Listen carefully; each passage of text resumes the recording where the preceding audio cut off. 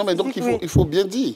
Effectivement, la question était, est-ce que c'est bien de corriger sa femme? Oui, c'est bien de corriger, mais pas physiquement. Pas physiquement. Voilà, il faut préciser l'élément. Non. Parce que, effectivement, parce que là, tu es en train de faire une proposition. Tous. Je ne suis même pas d'accord. Le plus important, c'est d'apporter... Corriger. Ce n'est même pas corriger. Pour rester dans son... Sa femme, on ne corrige pas son homme. Pour rester dans le contexte. On se rattrape par rapport à aux différends que nous avons eus. D'accord. Monsieur, oui, on a compris que on ne doit pas... On ne doit pas taper. Non, on ne doit pas taper. Denise, on parle de corriger sa femme. Je pense que pour qu'on se mette en couple, on a cheminé un peu un moment. Donc, on sait déjà ce que l'autre aime, ce que l'autre n'apprécie pas.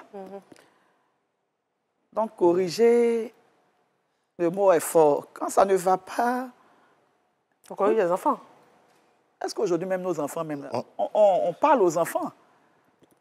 Aujourd'hui, on parle aux enfants. Dans les écoles, aujourd'hui, même, tu as touché l'enfant de quelqu'un, tu peux avoir des problèmes. Pour cela, on ne corrige plus. Vous discutez, si ça ne va pas, on se sépare. Est-ce qu'on a besoin de corriger? Vous êtes des adultes, c'est pour ça que vous vous êtes mis ensemble. Quand ça ne va pas, on se sépare. Mais corriger, quand tu emploies ce mot-là, même là, mon sachet bleu est déjà au carrefour. Merci, Denise. Bernice, corriger. Non, il n'y a pas de correction dans un couple. Sinon, l'épouse aussi peut corriger son époux. Il n'y a pas lieu de correction, en fait. Il faut pouvoir justement trouver le juste milieu. Il faut pouvoir s'aligner sur des choses qui vont dans votre vision à tous les deux. Voilà, il n'y a pas... Du moment où on parle de corriger, ça parle de violence déjà. La correction est une forme de violence.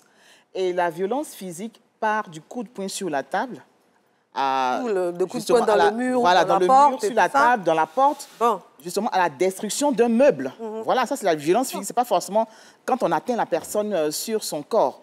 Et ça peut partir également de la bousculade à l'homicide. Donc la violence physique commence déjà par ce qu'on fait sur les objets qu'on a autour de soi, parce que ça traumatise.